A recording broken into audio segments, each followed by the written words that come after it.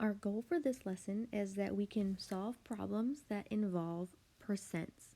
So let's actually start with some, vocabulary. Where it says translate it here in the box, we have these two options, these two examples. 15% of what number is 4.8, and what number is 20% of 50. So we keep seeing some of these words again. So off to the left here, what it says. So let's start with the easiest thing. If it gives us just a plain number, we're going to leave that number the same. So for example, this 4.8 is going to stay 4.8, and this 50 is going to stay 50. Okay, another thing we have is we see the word of. So we have the word of, 15% of what number, and what number is 20% of 50. So if we see the word of, that means we are going to times them or multiply. And we're going to use a dot symbol for multiply. I can write that in here too, multiply. Times, multiply, whichever one you want to write in there. And there's a reason why we're going to use that dot for multiplying. Our next one is we see that it keeps saying what number, what number. Sometimes it might say what percent,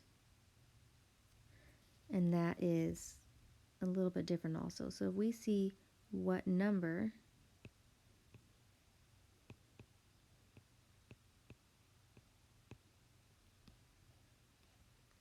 well, when we don't know a value, we use a variable, and we're going to typically use x. You don't have to use x. You can use a, b, x, y. It doesn't really make a difference. We try to avoid using certain ones, like a lowercase l looks like a 1, or an o looks like a 0.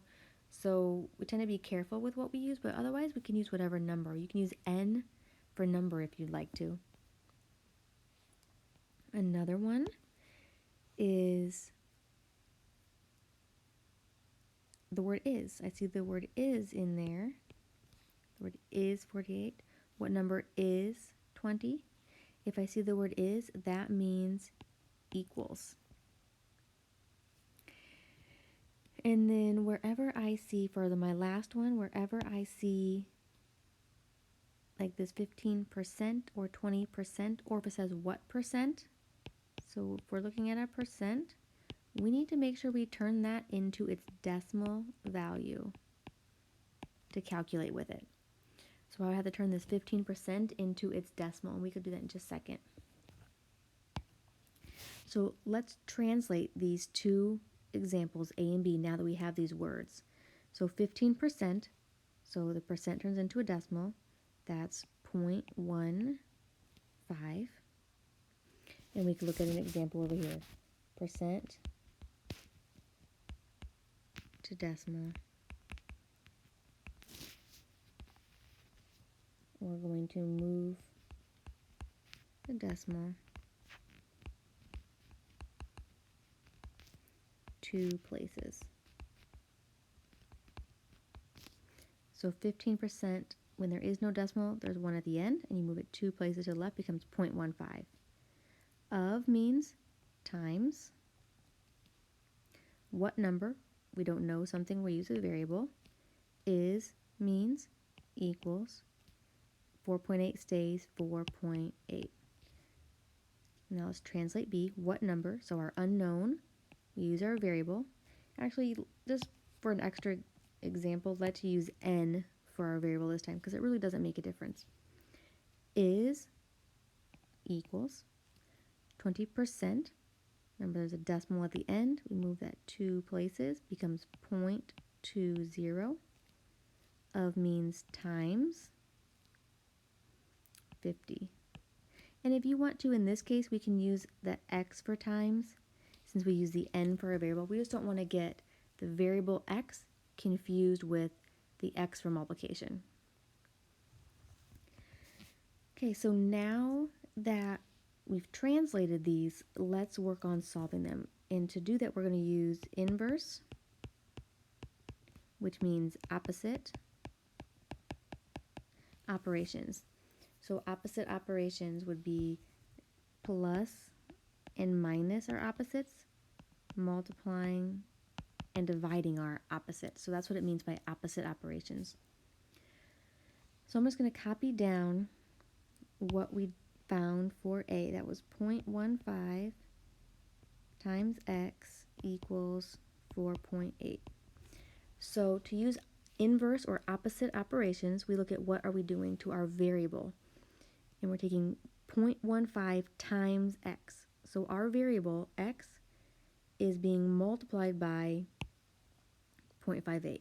And we just said the opposite of multiplying is to divide. So then I'm going to do the opposite on both sides. Instead of multiplying by 0.15, I'm going to divide by 0.15. And notice I'm using that fraction bar to mean divide. And then in my calculator, because these are opposites, these are going to cancel each other out. And in my calculator, I'm just going to put in 4.8 divided by 0.15, and then we should get 32.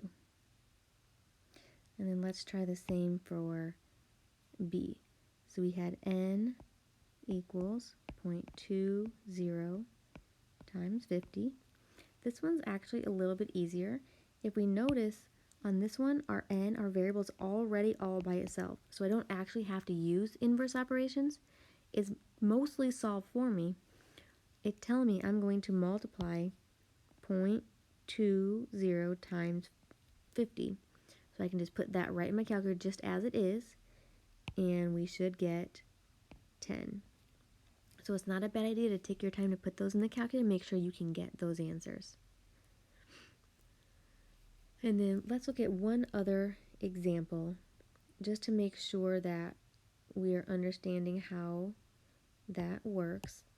So if I translated and I ended up with, let's say, we ended up with 0.32 times x equals 40. I'm multiplying x and 0.32. So then the inverse of that, or the opposite, is to divide. I'm going to divide both sides.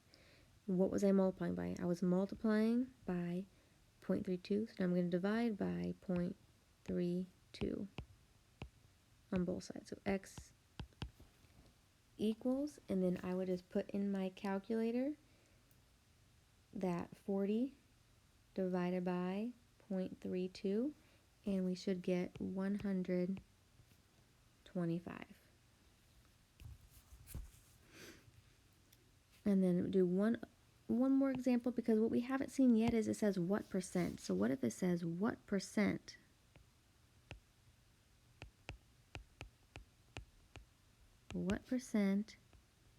of 20 is 5? So let's try this last example because it's a little bit different. So what percent, we don't know.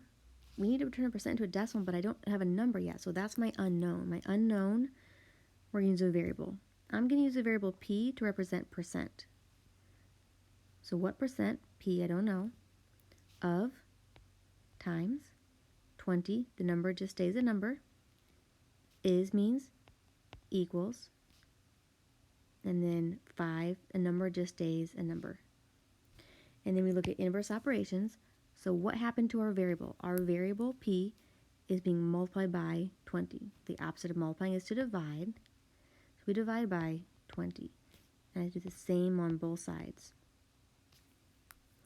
And then those cancel. So our variable p equals, and then in your calculator you would type in 5 divided by 20, and we should get 0.25.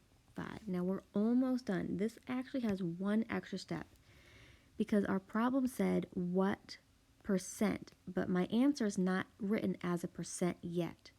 So we have to take this decimal, 0.25, and write it as a percent. So we'll do like what we did here.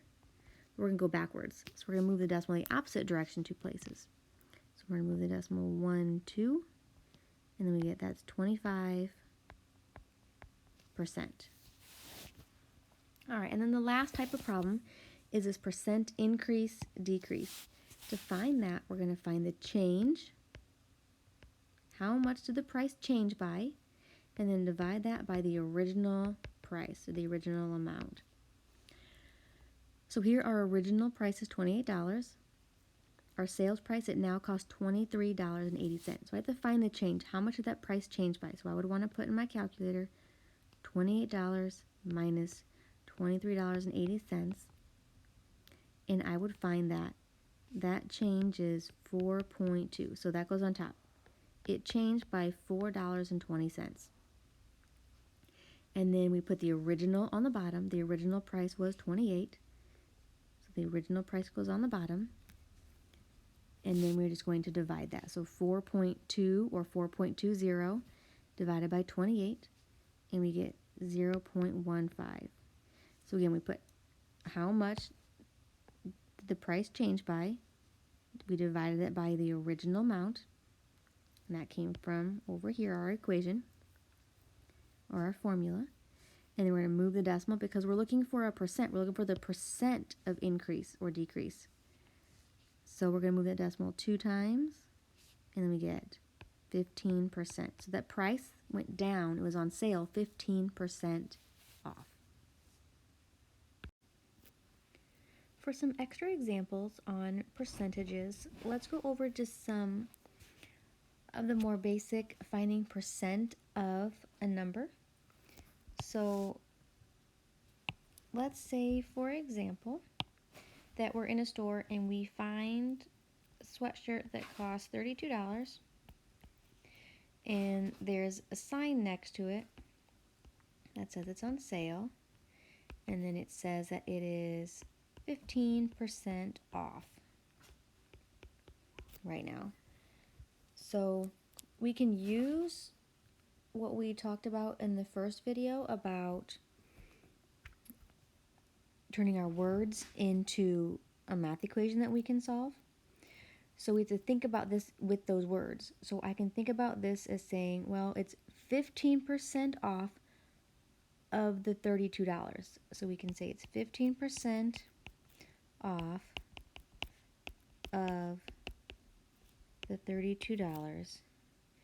What is that? What is that? Okay, I mean, I know that's not great grammar in English, whatever, but so let's work through our problem. 15%, we write 0.15. The next word we see is that word of, and that tells us times. And then we see a number stays a number. What is that? Well, that is means it's going to equal, and then we can figure out what it equals. So then we were putting our calculator, 0.15 times 32, and we're going to get 4.8. And since we're talking about money, I'm going to add a 0 at the end so we can see it's $4.80. Well, let's think about what makes sense.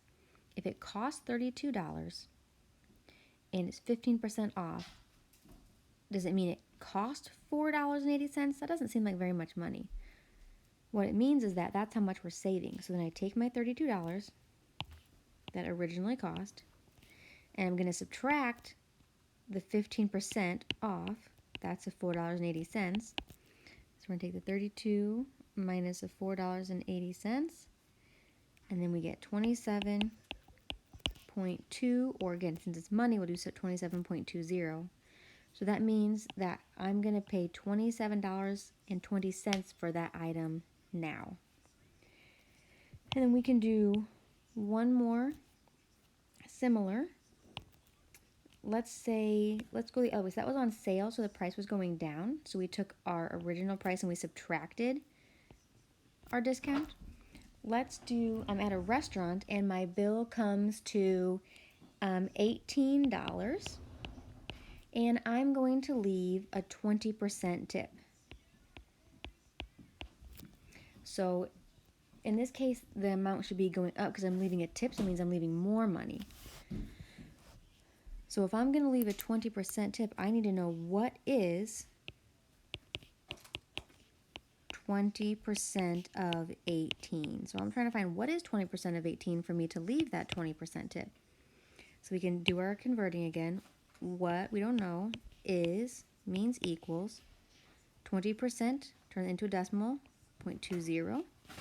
Of means we're going to multiply, and the number stays a number. So because these two things are on the same side of the equal sign, we can just go ahead and multiply them. We don't need to do inverse operations. So we need 0.20 times 18, and we get that this is 3.6. Again, since we're talking money, let's add a 0. So this is not my new cost, but this is how much I'm going to leave for a tip. So I'm going to leave that server $3.60. So how much am I paying altogether? Well, I had the $18 that my bill came to, plus I'm going to leave a tip of $3.60. So I'm going to add those together, and that means my total bill now is 21.6, or again, add that 0 in there since it's money.